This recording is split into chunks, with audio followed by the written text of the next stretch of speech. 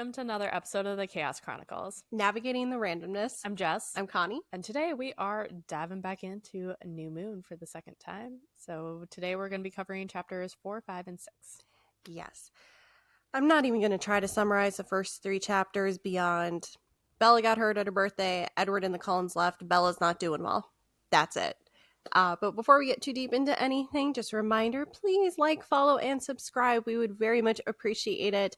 You can find us on TikTok, YouTube, Spotify, and Instagram. The handle for all 4 is at Chaos Chronicles Podcast, and that's Chronicles with an S. Yes. All right. Well, let's just dive right back into the drama. Dumpster fire. Woo! Yep. So chapter 4 is titled Waking Up. And we're starting with a quote from literally the beginning of chapter 4, because how dramatic.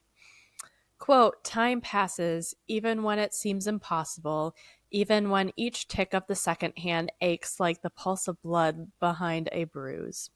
It passes unevenly, and strange lurches and dragging lulls, but pass it does, even for me," end quote.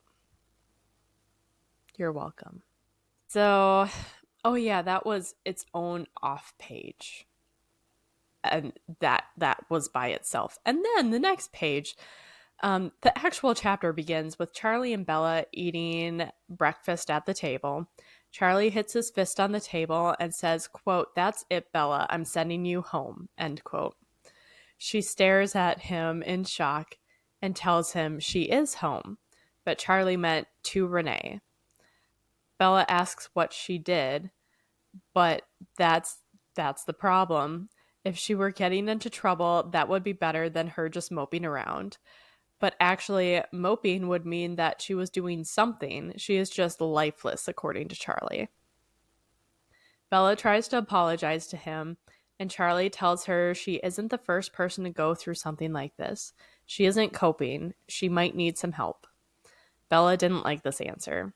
Charlie says it's beyond him and starts to suggest maybe her mother could help more. But Bella tells him that she'll go out with Jessica tonight to make him happy. It's not what he wants. She looks like she's trying so hard to just live, and it hurts to watch. Bella tells him that she isn't leaving because it's her last semester and everything would be messed up. Plus, Florida's way too hot. Charlie's fists hit the table again and says that they both know what's going on here. It's been months and there haven't been any calls, letters, or anything. She can't keep waiting for him. Yeah, get over it. I'm so sick of this. I am so sick of this, and this just keeps going round and round and round. Also, it kind of feels a little like, sorry, camera, pot calling kettle black, because I feel like I read something that Charlie was kind of the same way when Renee left him. So, yeah. But he was also by himself. And she took their daughter, so. Yeah, so a little more understandable. Bella has a 6-month relationship. Yeah. Yeah. So not the same. Not the same. Bella leaves for school and on her way out tells Charlie that she'll make plans with Jessica and maybe she just won't be home for dinner. She was one of the first to school that day, so she parked in the front and pulled out her calculus book and started working on what they were going to be going over that day. Bella stayed until she was almost late for English class, where they were working on Animal Farm. Did you ever read Animal Farm? Shockingly, no. I didn't either. My brothers did. All of them did. But somewhere between the 3-year age gap between the brother closest to my age and me, they stopped doing it. I guess we're not missing much, so let us know if you've read it and if you enjoyed it. I've heard a lot of people hate it. At the end of class, Mike asks if she was working tomorrow. Apparently, for months now, every Friday, he asked her the same question. Mike had a very concerned look on his face, and Bella just responds, quote, "Tomorrow's Saturday, isn't it?" End quote. She is apparently just now noticing how dead her voice actually sounds. Mike quickly agrees and leaves. He no longer walks her to class. Bella heads over to calculus, her class with Jessica. It's been months since Jessica even greeted her. Bella had offended her with her antisocial behavior. She knew it wouldn't be easy to ask Jessica for a favor, but she couldn't face Charlie again without having some kind of social interaction, and just lying about it wouldn't be enough. Jessica's mom was a big gossip in town, and all it would take would be for him to run into her before her cover was blown. At the end of class, Bella said Jess's name. Quote, she twists in her seat to face me, eyeing me incredulously. Are you talking to me, Bella? End quote. She then asks Bella if she needs help with calculus. Bella asks if she wants to go see a movie that night. Jessica responds in an unfriendly tone, asking why she was asking her. Jessica wasn't sure, but she couldn't come up with an excuse, so she guesses that she could go. But what would they see? Bella couldn't come up with anything new in the theater, so she asked if there was something that Jessica wanted to see. Well, that's all it took, apparently. All of a sudden, Jessica's bubbliness came back, and she wanted to see a romantic comedy or a Dead End, which was a movie about zombies or something, and her dad said it was super scary. Bella said that that one would be perfect, and Jessica said that she would pick her up after school. The school day ended, and Bella went home to get her purse. Jessica picked her up and asks what brought all this on. Why did she suddenly decide to go out? Bella tells her that she just needed a change. Just then, a song came on the radio that she recognized and asked Jessica if she could change it.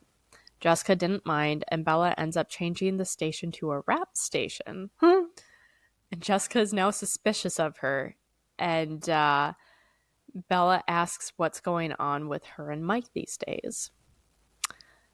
According to Jessica, Bella sees him more often than she does. She hadn't really been going out with anyone recently. She goes out with Connor sometimes and went out with Eric 2 weeks ago. Bella knew this was her opportunity to just get Jessica to talk and asked who. Jessica groaned, and then with a little prompting, she excitedly dove into her story and even started comparing the two of them without Bella prompting again. Yeah. Teenage girls. Yeah. So they saw the twilight showing since they arrived early. Yeah. Stephanie, I don't care. Stephanie, I'm not going to lie. This book is real hard for us to go through. Especially now. It'll get better, but now, ugh. They were going to eat after. The movie started with a romantic story, and Bella just left to go get popcorn. I mean, she did, but she waited 10 minutes and went back in once she heard screaming. The romance must be over now. That's valid, though. You're not wrong. Like, if I was off of a very devastating breakup, I would not want to see any romantic comedy, romance, anything. No, I literally tried to do that. Someone tried to get me to watch like a rom-com with them like shortly after a really bad breakup, and I just bursted into tears. I was like, I can't do this. I'm done. And I just ended up leaving their house. Sometimes that's just what you gotta do. Yeah, I was like, I can't be around this right now. Bye. Jessica, so she's back, and Jessica muttered to her that she missed everything. Almost everyone was a zombie now. The movie was coming to an end, and Bella felt uneasy. In the movie, they kept going back and forth between the survivor and the motionless pursuer. Bella stood up when she realized which resembled her. Jessica couldn't believe she was leaving. It was almost over, but Bella insisted that she needed a drink. Once out of the theater, quote, but it was ironic, all things considered, that in the end I would wind up as a zombie. I hadn't seen that one coming, end quote. Once she dreamt of becoming a mythical monster, but it became depressing to realize that she was no longer the heroine and her story was over. Jessica came out of the theater and found Bella. Jessica looked irritated. Jessica asked if the movie was too scary for her, and Bella agreed, and Jessica went on about how it didn't seem to bother Bella at all, and she bets that they'll both have nightmares that night. They left supposedly to go to dinner, Jessica gushed over the male lead in the movie, and she just led Bella. At some point, Jessica stopped talking, and it took Bella a long time to realize this. When she noticed, Jessica wouldn't look at her and was looking straight and walking fast. Jessica was trying to beeline it for McDonald's. There was one business still open, though, that was by them, One Eyed Pete's Bar, and next to it were four men. Bella suddenly got a sense of deja vu, and she stopped and turned to them. She thinks she knows one of them. Jessica's panicked and calls for Bella. Bella ignores her and slowly walks forward, impulsively. She hadn't felt that impulse in a long time, so she followed it. Jessica caught up to Bella and grabbed her arm. Bella tells her that she wants to see something. Bella tells Jessica to go eat and she'll catch up with her. She turns away and looks back to the men. Quote, Bella, stop this right now, end quote. Go, Jessica. In this scenario, yes, Jessica. Yes, very much. Jeez, I forgot about all this. Yeah, Bella froze. Oh, no. Bella froze. That didn't come from Jessica. It was his Oh, voice. I am so sick of this, by the way. I am so sick of this is this where it stupid voice. starts. This is where it Yes. starts. No. Hearing his voice instantly lifted her head out of the dark pool that she was in, and Bella looked around. The voice tells her to go back to Jessica. She promised that she wouldn't do anything stupid. Bella was alone, and Jessica was a few feet away from her. Her eyes were frightened. Bella, still standing in the middle of the street, shook her head. He wasn't there, but the voice was so close. The voice says again, keep your promise, and the voice slipped away like the volume being turned down in a radio. Bella wondered if she was hallucinating. The sound of his voice was something she thought she was losing. She was grateful that her mind had held onto that sound, though. Bella took another step forward for a test, and there was a growled response telling her to turn around. Bella was relieved. The voice in her subconscious was still there. One of the men called out hi and asked if he could help her. She looked lost. Bella said that she wasn't lost and they offered her a drink, but she told them that she was too young and apologized. She thought that they were someone else that she knew from across the street. It wasn't that same group. You're just horrified over there, aren't you? Mm-hmm. I sped read through this the first time because literally I cannot stand I know it's character development. I know I just flip. I don't like these chapters. I don't care. We got to push through so we can get to the Jacob chapters. I like the Jacob chapters. Yeah. Anyways, going back. So Bella goes back to Jessica and they start to eat. Or they go to eat. Jessica snapped at her, asking what she was thinking. They could have been psychopaths, and she doesn't feel that she knows who Bella is anymore. Bella apologized, and they made their way to McDonald's. They started driving back, and Jessica turned up the station too loud for conversation. Bella was relieved that she hadn't forgot about him. Someday she won't be able to remember his eyes or his voice. She just had to believe and know he existed in order to live. Bella is scared that if she were to leave Forks and go somewhere unfamiliar, she wouldn't be sure that he would be real. Jessica stopped the car in her driveway, and Bella thanks her for going out with her. She had fun and sorry about everything afterward. Jessica just glared out the windshield and angrily muttered, "Whatever, Bella." But Bella forgot all about that by the time she was inside. Bella says hi and tries to go upstairs, but Charlie stops her and asks where she's been. Bella tells him that she went to go see a movie with Jessica like she told him this morning. Charlie just grunts and asks if she had fun. Bella said, "Sure, quote, we watched zombies eat people. It was great," end quote. Charlie just narrowed his eyes and Bella went to her room. In her room, Bella finally felt the pain of thinking about Edward. A crippling sensation came over her, and it felt like a hole had been punched through her chest. Through the pain, Bella found that she could survive and she had grown enough to bear the pain. Quote, for the first time in a long time, I didn't know what to expect in the morning. End quote, and end of chapter 4. Like I said, these chapters move a lot faster. Thank God. Not thank God for us pacing, but thank God so we can get through them and get to the good parts. Yeah, because this is first 4 chapters are rough. They are so bad. It it's fine. We're almost there. We're almost there. The first 4 chapters took me forever to take notes on, by the way. I kept stopping because I was like, I don't want to do this. During our break, because we batch record, during our break, I was telling Connie, I was like, there were so many times during these first 4 chapters where I just wanted to call her and be like, I quit. I'm done. We have to do another book or something because I can't. Honestly, if I had been reading at the same time as you could have called me and I would have been like, great. Any other book I will take the Bible. We can do a Bible study read. I will take a physics book or one of Mitch's, medical books. I will take that. These are bad. It's bad. It's bad. Oh, we are going to need to have legitimate alcoholic drinks when we do the video or the movie reaction for New Moon. Yeah, it's going to be necessary. Shots? Shot. Everybody. It's going to be tequila and vodka. Or wine.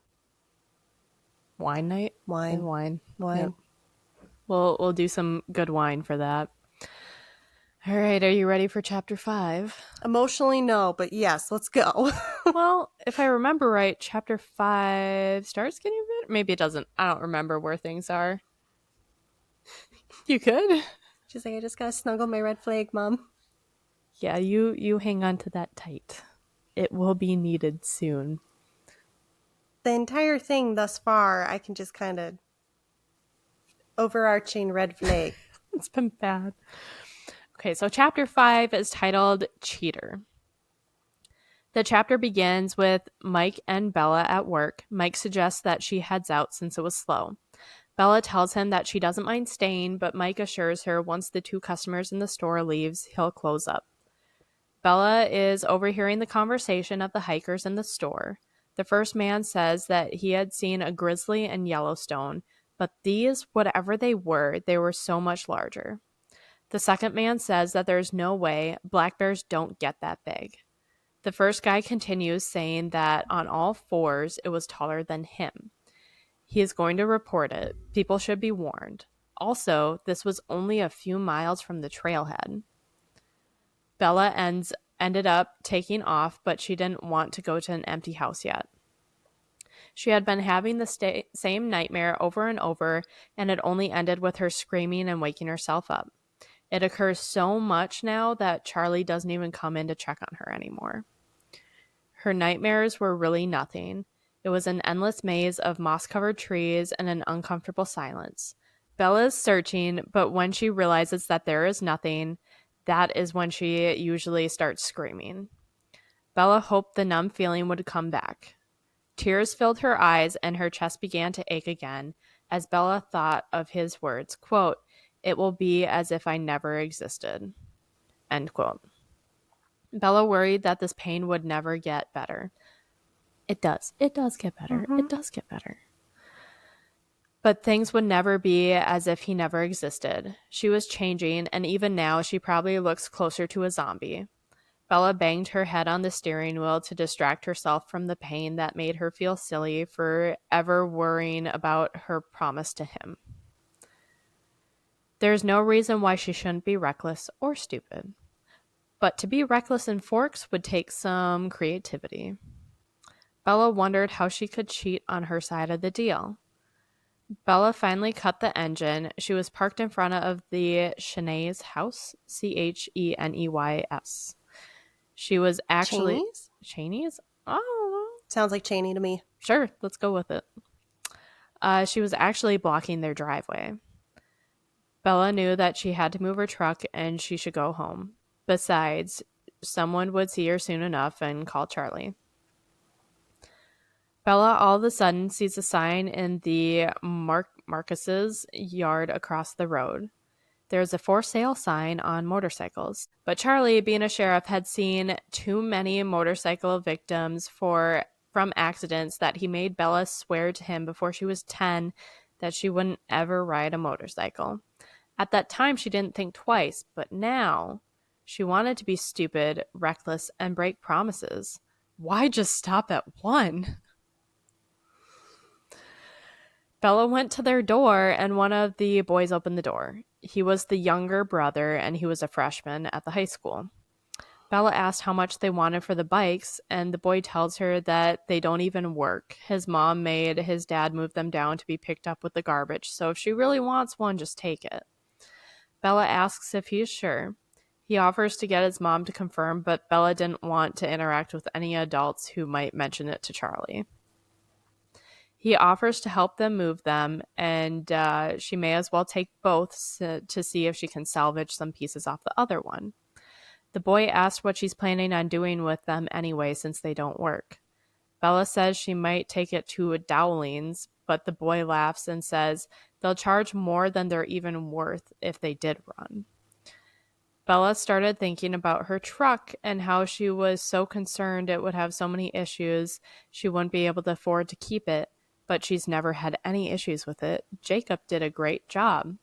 It then dawned on her she knew someone who could build cars, and tells the boy. The boy is relieved, and Bella left. Bella called Charlie at work, and Charlie demanded to know what was wrong. Bella says nothing. She just wanted directions to the Black's place. She didn't know if she remembered, and she wants to see Jacob since it's been months. Charlie's voice changed to a much happier tone and says that's a great idea. He gives her the directions, and Bella assures him that she would be home for dinner, but Charlie tells her to not hurry. He even tried to join her in the push, but she didn't want that. He's probably just so stoked. Imagine if we had kids like I'd be so excited. Slightly apart, and like they're like they know of each other, but they're not like friends, and all of a sudden like one of our kids was like, I'm gonna go see so and so. Be like, actually? Yeah, go. Curfew's off. Go. Be social, you little unsocial child. I'd be stoked. Same. Oh, so Bella started to drive and hoped Jacob would be alone. She didn't want Billy finding out what she was up to. As she got closer, Bella realized that she was actually worried about Billy's reaction to seeing her. He would be too pleased. Yeah, he would. Bella pulled up to their house, and Jacob's head poked out the window. The truck's engine probably tipped him off. Jacob met her halfway to the house. He greeted her excitedly. He had a wide, excited grin on his face, and his hair was out of its usual ponytail. Quote, Jacob had grown into some of his potential in the last 8 months. He passed the point where the soft muscles of childhood hardened into solid, lanky build of a teenager. The tendons in his veins had become prominent under the red-brown skin of his arms, his hands. His face was still sweet, like I remembered it, though it had hardened too. The planes of his cheekbones sharper, his jaw squared off, all the childish roundness gone. End quote. You okay? It's a little weird how much detail was being paid to him when he's only about 16 at this point, but okay. Mm-hmm. Okay. So Bella was filled with an unfamiliar surge of enthusiasm from his smile and greeted him. She was actually pleased to see him, and it surprised her. She smiled back, and something clicked into place. She really liked Jacob. Bella exclaims that he grew again, and Jacob laughs and tells her that he is 6'5" now. Really tall. That's like real. Okay, all I'm thinking is his poor joints. If you're having that much of a growth spurt over 8 months. Also, I think Stephanie just threw that out there. 6'5" is like ridiculously tall.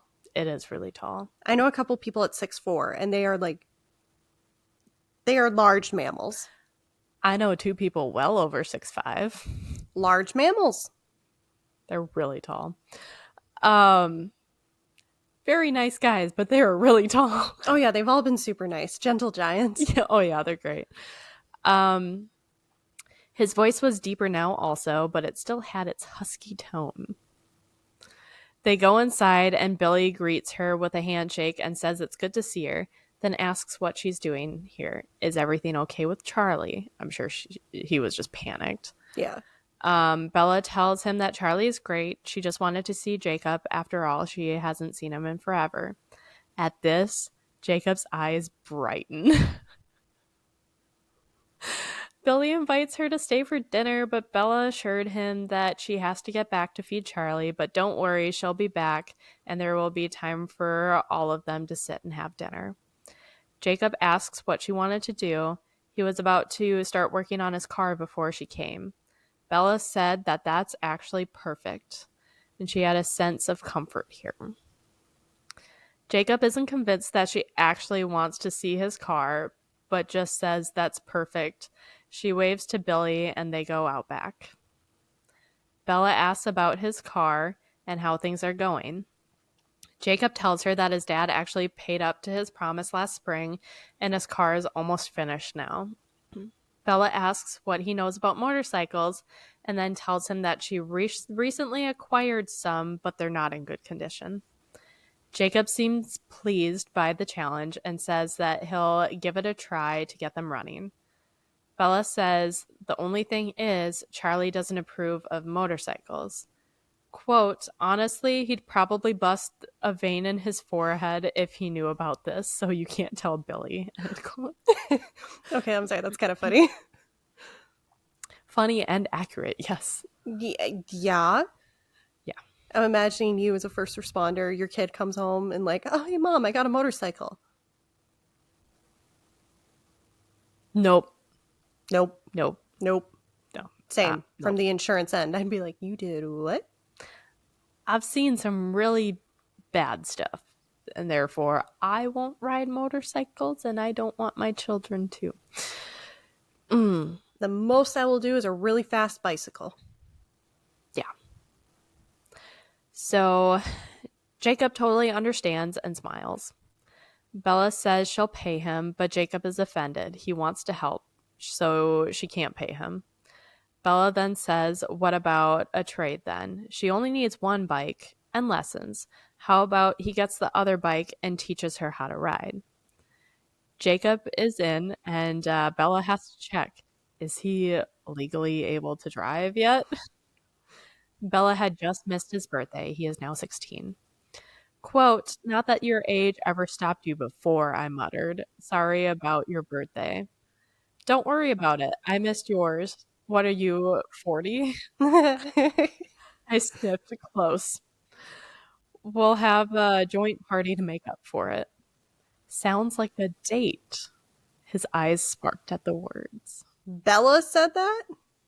Yep. Uh-huh. Yep. Uh-huh.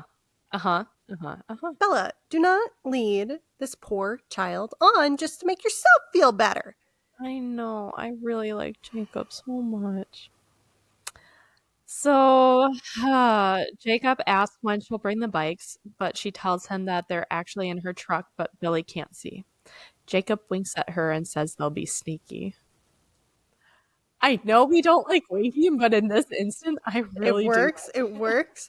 I'm just still so mad Bella. at Bella for how she's about to treat Jacob. Or is treating Jacob. Yeah. I just knocked so much dog hair in the air by doing that, by the way. Woo! Yeah. Bella's not great. Jacob looks them over and says they're not half bad. One might even be worth something when he's done. Bella tells him that that one is his then. Jacob tells her this will take some cash to fix. They'll need to save up for some parts. Bella tells him nothing. If he's doing the labor for free, then she'll be paying for the parts. She has money. Her college fund. Jacob nodded. It all made sense to him. Quote, as we suckled, Suckled. not suckled, skulked. Skulked? Skulked. Oh. Yeah. Slinked Sorry. would be better. Slinked would have been better, Stephanie. Skulked. I was just like, suckled. Whoa, I really blocked something. Nope, that's too funny. I can't even take that part out. Quote, as we skulked back to the makeshift garage. Okay. As we skulked back to the makeshift garage, I contemplated my luck. Only a teenage boy would agree to this. Deceiving both our parents while repairing dangerous vehicles, using money meant for my college education, he didn't see anything wrong with that picture. Jacob was a gift from the gods. End quote, and end of chapter 5. Whew. Oh boy. I am so sorry about that. No, honestly, that's been the highlight of all this. Oh god. I was literally thinking at one point, I'm like, I have felt less pain during some of our gory true crime episodes than through this new moon so far. Not because of anything Jess is doing, because of the new moon itself. The context of the context, the book, the BS that Bella is pulling. Yeah. Suckled. I'm so sorry. Sorry. Oh no, it's amazing. It's amazing. It's amazing. I was like, whoa, plot twist. Rebound. There's not any of that yet that I know about. Nothing yet. I don't know. Anyways, do you have anything else to say about chapter 5? Other than making fun of my whoops. Not even that. It's just, I didn't question it. I just went, really? Well, at this point, she's talked about breath and everything else, and then she's talking about the veins and the tendons and the changing and the... I will say, very attractive, though. If your veins are popping... That's the first response you're talking. That I hear that from all the medical people. They're like, "Oh, it's so attractive when veins are popping." And I'm like, nope. They're like, the ones that you could like stick with an IV, like from darting it across the room. You're like, oh, I see that all the way from across the room. I could just, and you got an IV in your arm. This is one of the few times that Jess and I are very different people. When we talk about what attracts us to. Yeah, that is always complete opposites. What we are attracted to is very, very different. It's very different. Sign of a good friendship. Yes. Then your friend is never going to do anything skeevy with your partner, which they shouldn't anyway, but like... No, they shouldn't anyway, but people do. Hey, that was kind of in our Circle Pines? Circleview. Oh, Circleville. Circleville. The Circleville letters. Circleville letters. Circleville letters. We should add Circleville to our warm-ups because I have to actively focus on saying that. Circleville. Cervical? Cervical. We got suckles and cervicals. All right. Well, on that note, shall we jump into chapter 6? Probably safe. Okay. That one is titled Friends. They brought the motorcycles to Jacob's shed. They didn't need to be further hidden because Billy couldn't get out there on his wheelchair. Make fun of the cripple. Nice. Sorry. I didn't. Stephanie did. Oh, yeah, I know you. Stephanie. I know you didn't. I'm just clarifying for them. Yes. You guys watching, listening. Jacob immediately started working on the first one. The red one that would be Bella's. Bella sat in his car named Rabbit while he worked. He named his car Rabbit. That tracks with teenage boys, but I can't judge because all of us have named our cars in my family. I have never named a car. Really? We've always named cars. At least in the last 15 years. The last inanimate object that I named was my Roomba. Oh, yeah. And it's Beatrix. Beatrice. Beatrice. Yeah, Beatrice. The name of the ghost from my old house. Yep. Yeah. So Beatrice cleans my house every morning at 4 a.m. Nice. Anyways, so Bella sat in his car while he worked. They chatted while he worked. He told her about sophomore year, his classes, his two best friends, Quill and Embry. Someone started to call for Jacob. It was Quill and Embry. They introduced themselves, and Jacob told them about the bike situation. They went to examine Jacob's new project and drilled him with questions. Quote, many of the words they used were unfamiliar to me, and I figured I'd have to have a Y chromosome to understand the excitement, end quote. Which is valid. Yeah. Bella sighed and got out of Jacob's car. He was worried that they were boring her, but she was actually enjoying herself, but she had to go leave to cook dinner for Charlie. Jacob says he'll finish taking them apart tonight and then asks when she'll be back. Bella says that she can be back tomorrow. Jacob smiles and says that that would be great. Aww. Bella tells him if he makes her a list, she can go get the parts for him. Jacob still isn't sure about letting her pay for everything. Bella just shakes her head and says that she will bankroll and he will bring the labor and expertise. Embry rolled his eyes at Quill. Jacob still isn't convinced until Bella points out to him how much a mechanic would charge her. Also, he would be giving her riding lessons. At this, Quill grinned at Embry and whispered something that Bella didn't catch, but apparently Jacob did because he moved to smack the back of Quill's head and tell him to get out. We can all take a guess, can't we? Yeah. Bella says no, she has to get going, but she'll be back tomorrow. As soon as she was out of sight, Quill and Embry let out a woo. Oh, God, I remember that age. There was then a sound of a brief scuffle and interspersed ouches and hays. Then Jacob's voice, quote, if either of you set so much as one toe on my land tomorrow, end quote. Bella giggled quietly to herself. That it dawned on her that she was laughing, and she felt weightless. Good. Good, Bella. Jacob is good for you. He is good for you in this moment. Yes, there we go. Add the qualifier. I don't know what comes in the future. Obviously, as far as I've read, it's been lovely. Girl, you are going to be so thrown for a loop at the end of this series. I ain't saying nothing now. No.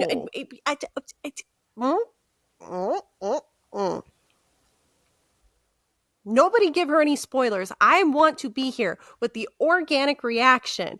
You got to call me, actually, when you are reading. I'll let you know what chapters it is. I will look ahead in the books, and I will tell you that you have to call me because we're going to record this as you read it. You're scaring me. My God. What oh wait, no, she turns into a vampire. Never mind. That's not it. Well, I was going to say that, like, I know her and Edward get together, but what if, like, she and Jacob started having an affair and then they had a baby? And I was like, wait, that kind of doesn't work because she turns into a vampire, and I don't know at what point, but...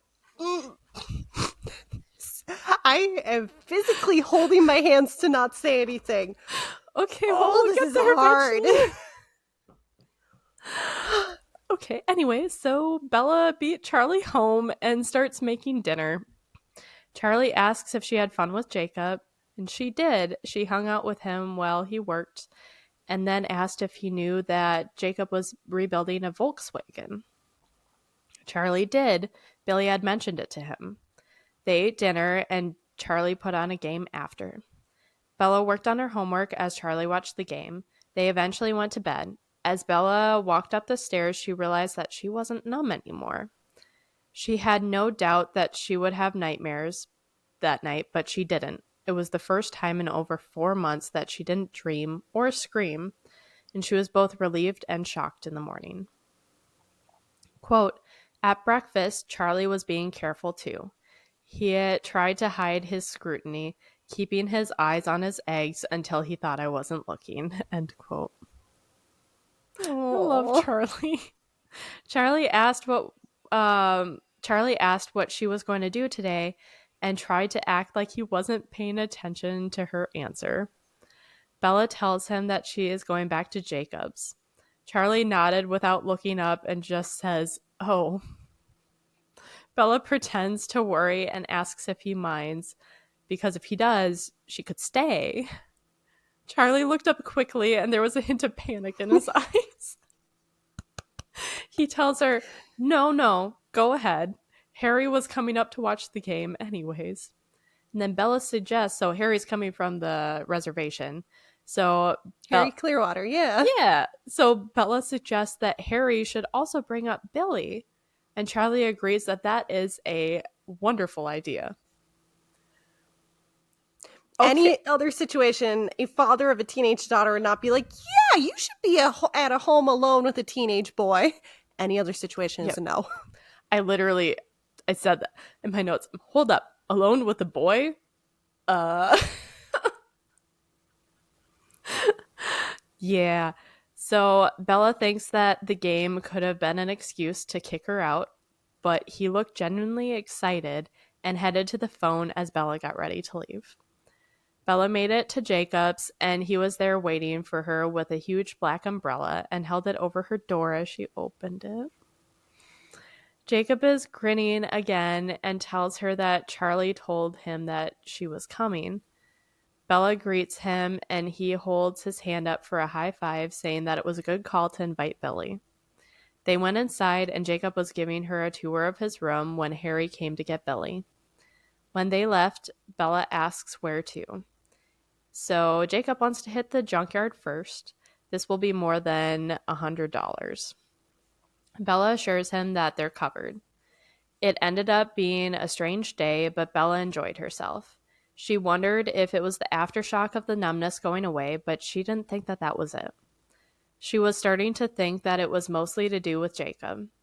It wasn't just the way he was always so happy to see her, or that he didn't watch her out of the corner of his eyes just waiting for her to do something. It was that it was nothing related to her. Which circles back to Edward being hella a red flag. Yeah. And also tells you guys, if you are younger viewers, because I guess this is a Twilight. Well, we do swear a lot, so sorry. But Sorry. yeah, well, it's me too. Is it though? Every once in a while, I drop an F-bomb by accident. Well, it's warranted. Yeah. But if y'all are looking for relationship stuff, that's what you should be looking for. You don't want someone like overly controlling and possessive of you like Edward is. Yes. Basically, all that Edward is up until this point, because obviously I don't know what the frick he does later, but like up until this point, if you start seeing that in your relationship, no, not if you see a the healthy controlling and relationship. if you see love bombing. Which actually, you can learn more about those things in our You're Not Brittany, Toxic Isn't Cute episode, one of our early episodes. Highly recommend you check it out. Yeah, go check it out. God, we should have had that in close relation to the I know, close to Twilight. to Twilight. Yeah. Oh well, it's fine. So it was just Jacob. He was a happy person and carried the happiness with him like an aura. When they got into the truck, Jacob noticed the hole in her dashboard and asked if the stereo broke.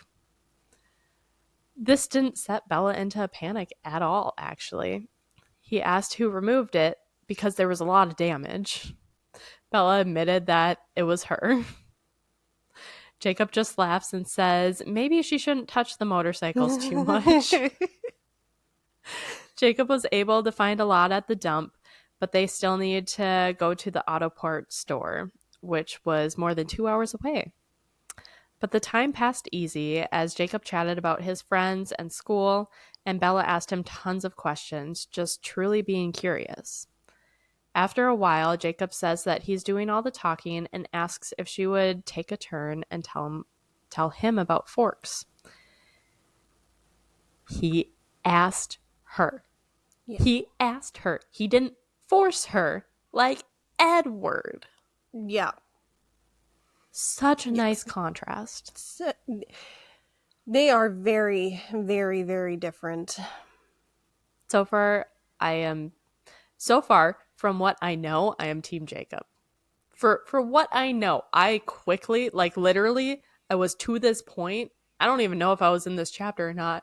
And I was like, Team Jacob. I'm already calling it. Sorry, diehard Edward lovers. I think I may have been more Team Jacob if he wasn't played by Taylor Lautner. I don't picture Taylor Lautner in my mind. Like, I know he played it in the movie, but that's not. I don't even know who I'm picturing, to be honest. I'm picturing a faceless person, to be honest. Body type, yes. Okay, Yeah. yes, this is petty and mean. Yeah, but you know what? We're talking about a character right now, so bear with me. Yes. Face-wise, I always, even now, Taylor Lautner just has such a baby face to me that it was weird to try to see him as like this suave, smooth. But I mean, they were trying to cast a 15-year-old. They were. From my understanding, I watched like a clip on YouTube or something that was like Taylor Lautner saying that he was only supposed to be in like the first movie. Yeah, they were going to recast him because they didn't think that he could like bulk up and have the physical transformation. Yeah. And he did, which is awesome. I just think he has a baby face. Which, yeah.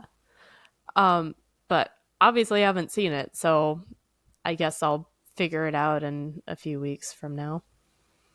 Yeah, we'll go through this one a lot quicker. It won't be as drawn out as Twilight. No, it will not be, because I can't do that. Yep. So Bella tells him that nothing interesting is going on in Forks. His friends are much more interesting than hers are, and she also likes his friends and says that Quill is pretty funny. Jacob frowns and says that he thinks that Quill likes her. Bella laughs and says that he's a little young for her. At this, Jacob's frown deepened even more, and he says that he's not that much younger than her. Bella senses that they were no longer talking about Quill, and so she tried to lighten the conversation by saying, quote, "Sure, but considering the difference in maturity between guys and girls, don't you have to count that in dog years? What does that make me, about 12 years older?" End quote. I see where she's coming from. Yep. Jacob laughed and rolled his eyes and responded that if she's going to be that picky, she'll have to take size into consideration. She's so small that he'd have to take 10 years off her total. Oh, okay. Bella rebuttals that 5'4" is perfectly normal. It's not her fault he's a freak. To me, 5'4" is short. So that means that he is like a whole foot taller than her. Nice. Slightly a foot and an inch taller. That's my sister's height. Okay. So like tiny. Tiny. I am tall, probably taller than y'all think that I am, but I'm pretty darn tall for a female, so. I'm taller than average, but I project tall. You do project tall. Also, you have a taller torso than me, which is misleading. Yeah. Very much so. It's all good. Yeah, so they continue to banter the rest of the way about determining their ages. They got everything on the list at the auto parts store, and Jacob was confident that he could make a lot of progress with what they got. By the time they got back, Bella was 23 and Jacob was 30.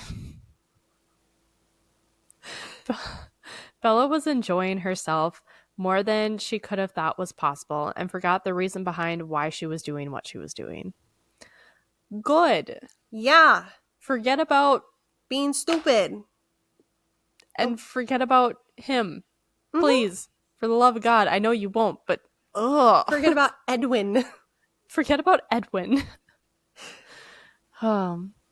She still wanted to be reckless, but spending time with Jacob was starting to become a big perk.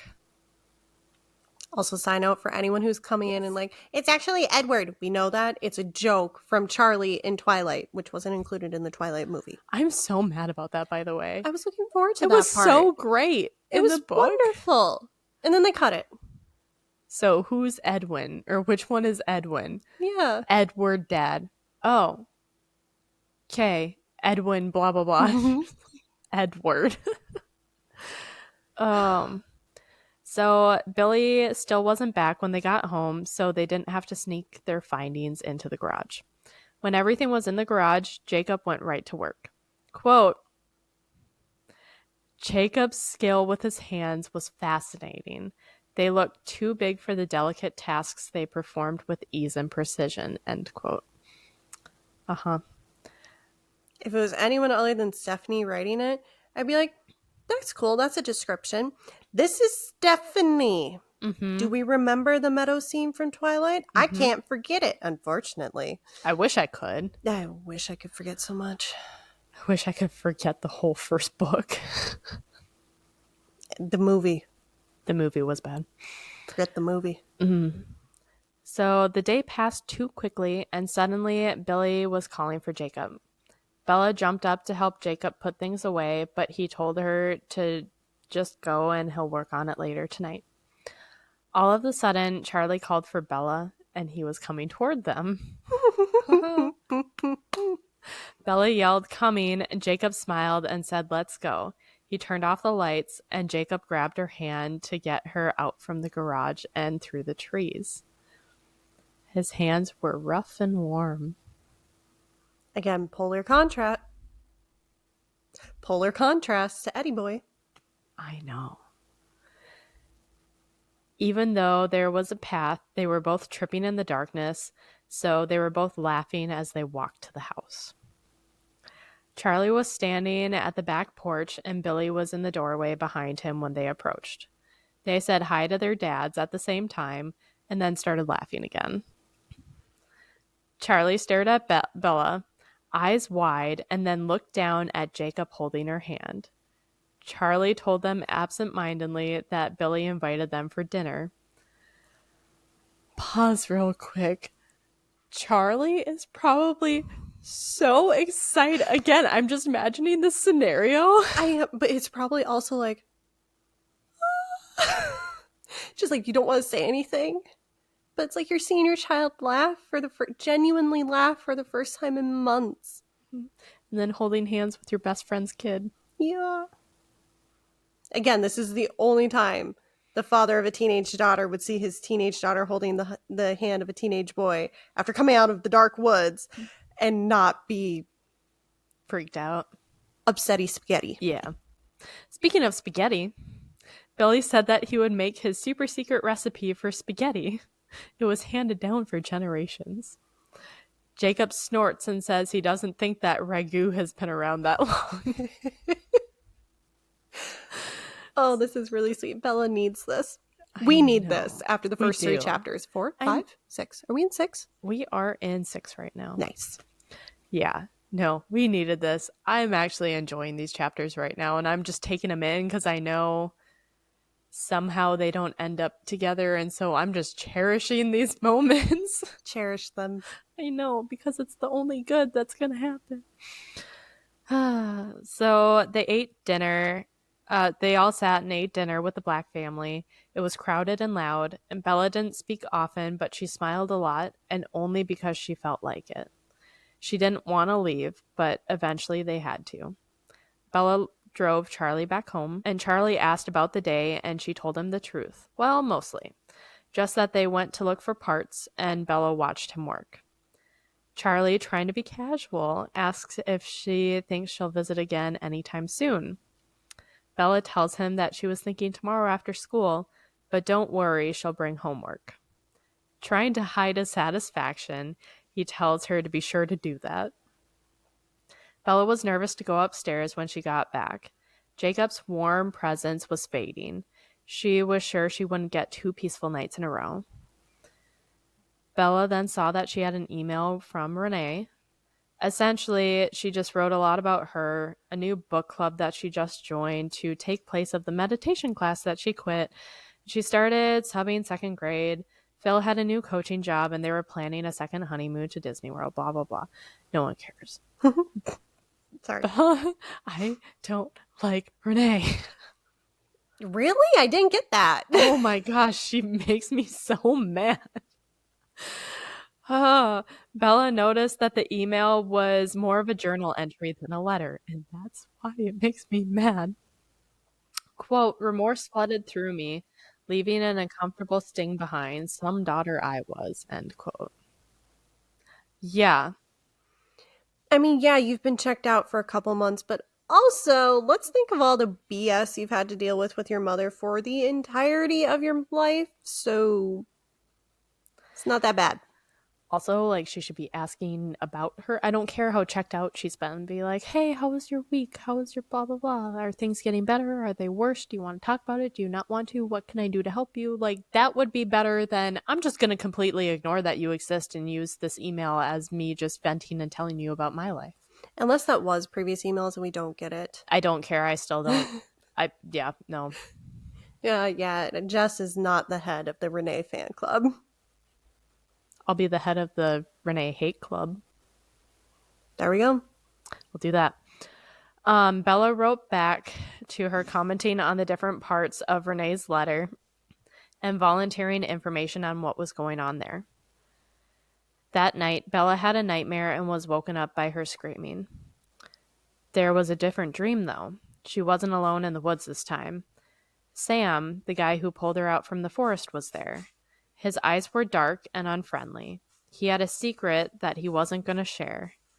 Bella made her way downstairs, and Charlie was staring at her. She couldn't blame him, though. In calculus that day, Bella tried to make conversation with Jessica by asking how her weekend was. Jessica was just giving her the cold shoulder. At lunch, Bella sat next to Mike. He was talking about sports with Connor, so she turned and listened to Angela, Lauren, and Jessica's conversation. Angela told him how she and Ben were headed up north for a picnic, but when they were about halfway there, they think they saw a bear. Like a black bear, but it was way too big to be that. Lauren snorted, saying, "Not you two. Tyler tried to, quote, sell me on that one last week," end quote. Angela swears that's what she saw, but the girls didn't believe her. Lauren was snickering, and Bella jumps in the conversation, saying she's right, and tells her about the hikers in the store, saying the same thing. She asks Mike to back her, and he says the same thing. At this, Lauren turned to Jessica and changes the subject and asks about colleges. Mike and Angela turned to Bella, and Mike asks what she did this weekend. He was curious, but mostly weary. Also, Lauren, Sucks. awful. Yeah.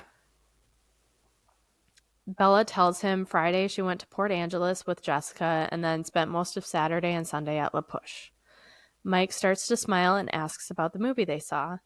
Bella tells him, and Jessica interjects with a sly smile that Bella had to leave at the end because she was so scared. Jessica, F off. Yeah, Jessica's sucking a bit more in this book. Oh, I see some caps. Okay, we'll get to it, I guess. Bella nods and tries to look embarrassed, saying that it was pretty scary. Mike continued to ask her questions, and Angela joined in. When Bella got up to dump her tray, Angela followed and thanked her for sticking up for her. She then asked Bella if she was okay. Quote, "This is why I'd pick Jessica over Angela, though I'd always like Angela more. For the girls' night movie, Angela was too perceptive," end quote. Bella admits, not completely, but she is better. Angela is glad because she's missed her. This is my all caps. This is how a friend should act. Yes. As they were headed back, Lauren loudly whispered, quote, "Oh joy, Bella's back," end quote.